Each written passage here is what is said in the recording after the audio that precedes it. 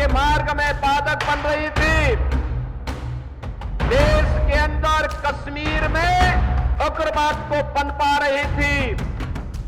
देश की सुरक्षा में सेंध लगाने का काम कर रही थी। तो समाजवादी पार्टी भी तो उसी के नक्शे कदम पर चल रही थी, उसी नक्शे कदम पे चल रही थी।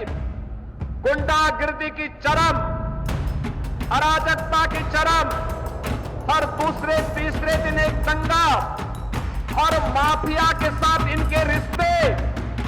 और समाजवादी पार्टी तो ये माफिया और अपराधियों के सामने, दुर्दांत माफिया और अपराधियों के सामने नाक रगड़ते हैं कि नजर नहीं है, लेकिन नजारों की बात करते हैं। जमीन पे चांद सितारों की बात करते हैं। वो हाथ जोड़ के बस्ती को लूटने वाले हरी सभा में ये सुधारों की बात करते हैं। अपने संस्कार के अनुरूप धर्माचार्यों को ये माफिया बोलते हैं। इनकी प्रवृत्ति तो देखो, औरंगजेब की आत्मा सचमुच इनके अंदर घुस चुकी है। पहले 2017 के पहले की स्थिति क्या थी? बहनों और भाइयों, 2017 के पहले अगर उन सरकारों का बस चलता तो समाजवादी पार्टी की सरकार, अगर उनका बस चलता, या फिर कांग्रेस के नेतृत्व की केंद्र की सरकार 2014 के पहले देश के अंदर किस प्रकार के नजारे इन्होंने प्रस्तुत किए थे, उनके नजारे थे तो उत्तर प्रदेश सरकार की 2017 के पहले की सरकारों के कारगुजारियां भी थी।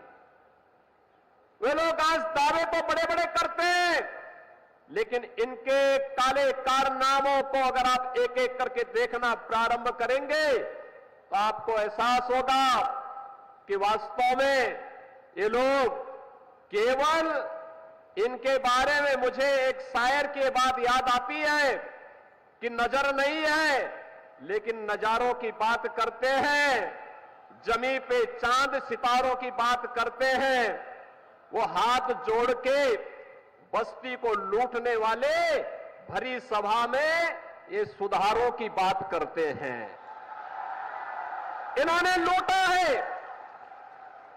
आप यूपी के अंदर ये जो दो लड़कों की जोड़ी गुमराह करने के लिए आई है, इन्होंने लूटने के सिवाय, अपने परिवार के सिवाय किसी का कोई हित नहीं किया है, कभी नहीं किया है, कभी नहीं किया है। बहनों और भाइयों, इन लोगों को जब भी जनता जनार्दन ने शक्ति दी है तो इन्होंने उस शक्ति का दुरुपयोग किया है, वैसे ही जैसे किसी कालखंड में भस्मासुर ने किया था। आपकी ताकत से ही आपकी आस्था पर प्रहार। अगर केंद्र में कांग्रेस की सरकार हिंदुओं को दबाने के लिए सांप्रदायिक विरोधी कानून लाने का काम कर रही थी, देश में राम सेतु को तोड़ने का कार्य कर रही थी, अयोध्या में राम मंदिर के मार्ग में बाधक बन रही थी, देश के अंदर कश्मीर में उग्रवाद को पनपा रही थी, देश की सुरक्षा में सेंध लगाने का काम कर रही थी, तो समाजवादी पार्टी भी तो उसी के नक्शे कदम पर चल रही थी, उसी नक्शे कदम पे चल रही थी। गुंडागिर्दी की चरम, अराजकता की चरम, हर दूसरे तीसरे दिन एक दंगा, हर माफिया के साथ इनके रिश्ते। और समाजवादी पार्टी तो ये माफिया और अपराधियों के सामने, दुर्दांत तो माफिया और अपराधियों के सामने नाक रगड़ते थे और अपने संस्कार के अनुरूप धर्माचार्यों को ये माफिया बोलते हैं। इनकी प्रवृत्ति तो देखो, औरंगजेब की आत्मा सचमुच इनके अंदर घुस चुकी है।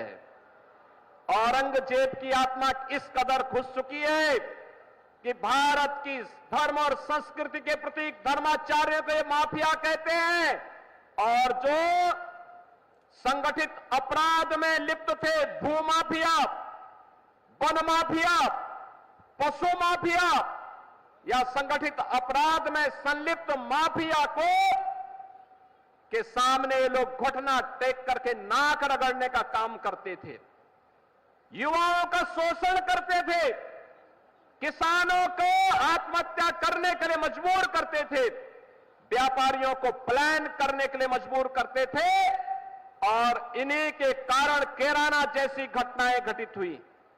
कैराना से व्यापारियों को, हिंदुओं को प्लान करना पड़ा था, कांदला से प्लान करना पड़ा था, बेटी की सुरक्षा खतरे में पड़ गई थी। लेकिन आज मैं कह सकता हूं कि हमारे उत्तर प्रदेश में, नए भारत के नए उत्तर प्रदेश में आज बेटी भी सुरक्षित है और साथ साथ व्यापारी का भी सम्मान है, युवाओं के लिए रोजगार है, तो साथ साथ किसान भी आत्मसम्मान के साथ आगे बढ़ने का काम कर रहा है। और हमने तो पहले ही कहा है, अगर किसी ने युवाओं के भविष्य के साथ खिलवाड़ किया तो उसके भविष्य के साथ सरकार भी खिलवाड़ करने का काम करेगी। अगर किसी ने युवाओं के सपने में रोड़ा बनने का काम किया तो उस रोड़े को जबरन हटाने का काम करके, उस बैरियर को जबरन हटाने का काम सरकार करेगी, और बैरियर बनने वालों की संपत्ति को जब्त करके गरीबों में बंटवाने का काम भी सरकार करेगी। बहनों और भाइयों, ये गुंडागिर्दी और अराजकता किसी भी स्थिति में स्वीकार्य नहीं। ये नए भारत का नया उत्तर प्रदेश है। नए भारत में आज प्रधानमंत्री मोदी जी के नेतृत्व में भारत दुनिया की तीसरी बड़ी अर्थव्यवस्था बन रहा है। बहनों और भाइयों, भारत का तीसरी बड़ी अर्थव्यवस्था बनने का मतलब भारत के युवाओं के लिए नौकरी की अनंत संभावनाओं को आगे बढ़ाना, युवाओं के सपनों को साकार करने के लिए इस प्रकार की संभावनाओं को आगे बढ़ाना। और इसीलिए प्रधानमंत्री मोदी जी ने मिशन रोजगार के एक बृहद अभियान को अपने हाथों में लिया है। उत्तर प्रदेश में हम लोगों ने अब तक 6.5 लाख से अधिक युवाओं को सरकारी नौकरी दी है। उत्तर प्रदेश के अंदर अब तक हम लोगों ने अपने इन युवाओं के लिए नए सुरक्षा का बेहतरीन माहौल देकर के यूपी में पहली बार 40 लाख करोड़ रुपए का निवेश के प्रस्ताव आए, और इनमें तेजी के साथ जमीनी धरातल पर उतरना प्रारंभ हुआ है। आज परिणाम है, ये 40 लाख करोड़ रुपए के निवेश के प्रस्ताव का मतलब लगभग 1.5 करोड़ नौजवानों को सीधे सीधे नौकरी। वन डिस्ट्रिक्ट वन प्रोडक्ट के माध्यम से भी हम लोगों ने प्रदेश के अंदर नए उद्यम स्थापित करने के लिए कार्य प्रारंभ किए हैं। और अब हमारी सरकार एक नई स्कीम लेकर के आ रही है, वह है मुख्यमंत्री युवा उद्यमी के रूप में। बहनों और भाइयों, 10 लाख युवाओं को अगले कुछ वर्षों के अंदर, 10 लाख युवाओं को अगले कुछ वर्षों के अंदर, पहले चरण में 5 लाख, दूसरे चरण में 10 लाख तक का ऋण, ब्याज मुक्त ऋण होगा। ब्याज जितना भी लगेगा वो सरकार भरेगी, युवा अपना उद्यम लगाएगा।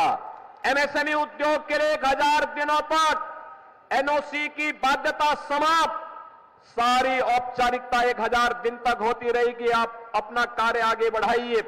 निजी क्षेत्र में प्राइवेट औद्योगिक पार्क स्थापित हो रहे हैं, और विकास के साथ आधुनिक इंफ्रास्ट्रक्चर का जो मेल ये डबल इंजन की सरकार ने आगे बढ़ाया है, आज उसके परिणाम हम सबके सामने देखने को मिले हैं। आज केवल युवा ही स्मार्ट नहीं है, अब तो सिटी भी स्मार्ट दिख रही है। गाजियाबाद इसका उदाहरण है। 10 वर्ष पहले जिस गाजियाबाद में गंदगी का अंबार हुआ करता था, माफिया पैरेलल सरकारें चलाते थे, उन माफियाओं के सामने तत्कालीन सरकारें नाक रगड़ा करती थी, दंगाइयों के सामने नाक रगड़ा करती थी। और जब कावड़ यात्रा आती थी तो कावड़ यात्रा के मार्ग में बैरियर लगाते थे लोग, कहते थे ये नहीं होगा। इनको लगता था कि जैसे कावड़ यात्रा होगी तो पता नहीं क्या हो जाएगा। लेकिन बहनों और भाइयों, आज मैं कह सकता हूं, कावड़ यात्रा तो धूम धड़ाके के साथ गाजियाबाद से हरिद्वार के बीच में निकल रही है, लेकिन माफिया और दंगाई कहां चले गए हैं? आज उनके आका परेशान हो गए हैं, क्योंकि ये माफिया और ये दंगाई उनकी कमाई का जरिया था। और कमाई पर जब भी आप किसी गैंग लीडर की कमाई पर आप कभी हमला करेंगे तो वह उग्र होगा, वह उस समय उग्र हो जाएगा और फिर वह किसी शिष्टाचार, सामान्य शिष्टाचार को भूल करके भी अनलगल्प लाभ करते हुए दिखाई देंगे। आज यही हो रहा है।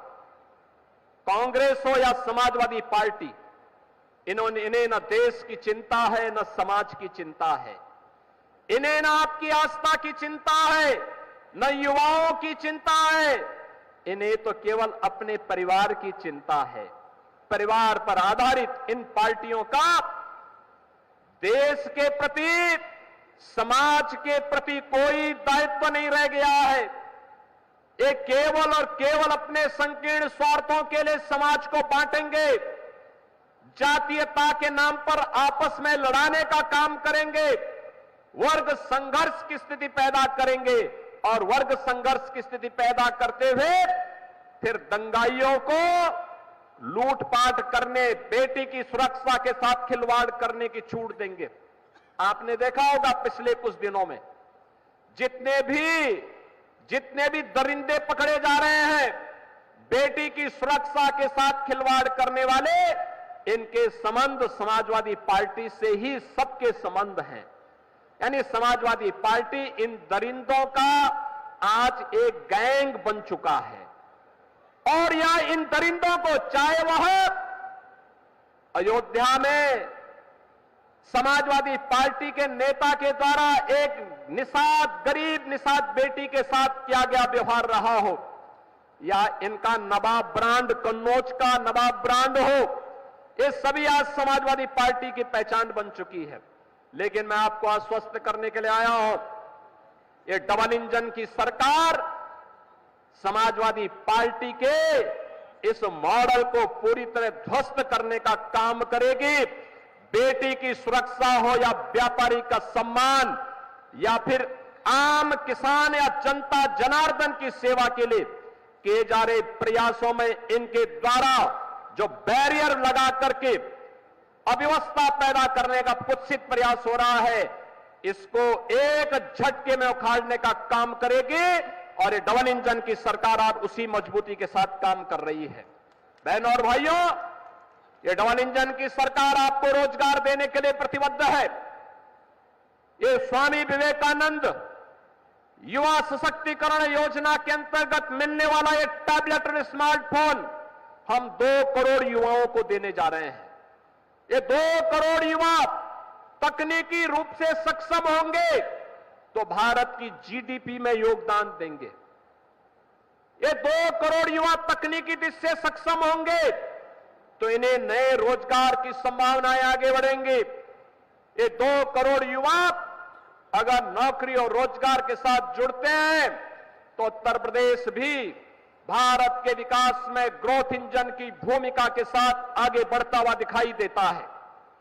और यही कारण है पिछले 7-7.5 वर्ष में जो काम भारतीय जनता पार्टी की डबल इंजन की सरकार ने किया है, आज उसका परिणाम है जो उत्तर प्रदेश कभी देश के विकास में बैरियर माना जाता था समाजवादी पार्टी और बहुजन समाज पार्टी की सरकार के समय, आज वही उत्तर प्रदेश देश की अग्रणी अर्थव्यवस्था में से एक है।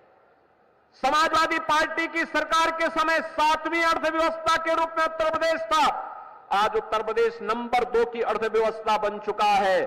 और बहनों और भाइयों, अगले 3 वर्ष हमारे लिए महत्वपूर्ण है। इन 3 वर्ष में उत्तर प्रदेश को देश का अग्रणी नंबर 1 की अर्थव्यवस्था बनाना है। अग्रणी अर्थव्यवस्था के रूप में इसलिए स्थापित करना है जिससे हमारे युवा को यूपी के अंदर ही कार्य मिल सके।